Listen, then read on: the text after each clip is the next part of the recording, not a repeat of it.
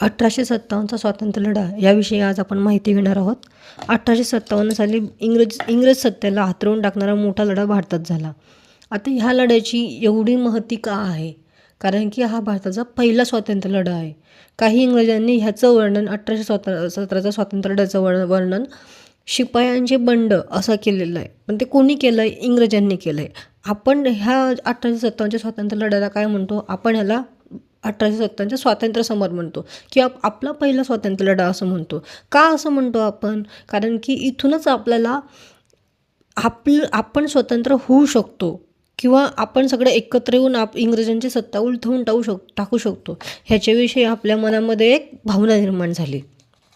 आणि ह्या लढ्याचं महत्त्व एक आहे की ह्याच्यामध्ये सर्व भारत एक झाला होता. म्हणजे त्याच्यामध्ये सर्व धर्म समभाव होता. आणि इवन जे आपले नेते होते या लढ्याचे ते सुद्धा कोण होते? आपले मुस्लिम बांधवांतील एक होते. कारण त्यांनाच आपण बहादूर शाह त्यांनाच आपण काय केलं? त्यांनाच क्रांतिकारकांनी भारताचा बादशाह म्हणून घोषित केले होते. आणि हा लढा जो होता तो एका छोट्याशा छावणीतून सुरू झालेला आणि तो पुढे पुढे पुढे पुढे पूर्ण भारतभर पसरत गेला. ह्याचे काही परिणाम आहेत किंवा ह्याचे यशाचे किंवा अयशस्वीतेचे काय आपल्याला त्याबद्दल बोलता येईल हे आपण पुढच्या पाठामध्ये बघूयात की हा लढा यशस्वी का नाही झाला हे आपण पुढे बघूयात. आता 1857च्या स्वातंत्र्य लढ्याबद्दल स्वातंत्र्यवीर सावरकर काय म्हणतात तर ते एका पुस्तकामध्ये म्हणतात की त्यांच्या पुस्तकाचं नाव आहे 1857चे स्वातंत्र्य समर. ह्याच्यामध्ये ते 1857च्या स्वातंत्र्य लढ्याचं वर्णन करतात.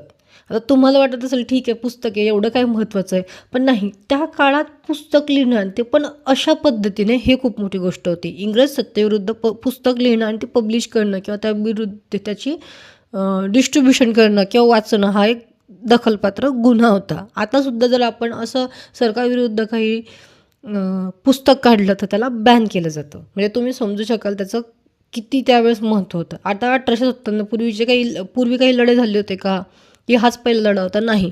जे छोटे छोटे लढे होते त्या सगळ्यांचं एकत्रीकरण करून 1857चा आपला स्वातंत्र्य लढा झालं होतं. आता इंग्रजांनी ज्या ज्या भागामध्ये सत्ता स्थापन केली तिथे ते चांगले वागले असतील का? नाही. कारण त्यांनी काय केलेलं? इथं भारतात येऊन वसाहती स्थापन केल्या. वसाहती म्हणजे काय? एक छोट्याशा गोष्टीमध्ये एका छोट्याशा जागेमध्ये आपलं म्हणजे ते आपले घरं बांधत होते, नंतर व्यापार करत होते आणि मग तिथं जे स्थानिक राज्य असतील त्यांना आपल्या अधिपत्याखाली आणून सगळे त्यांचे काही डिसिजन असतील ते मॅन्युप्युलेट करायचे किंवा शोषण करायचे. शोषण काय काय करू शकतात ते?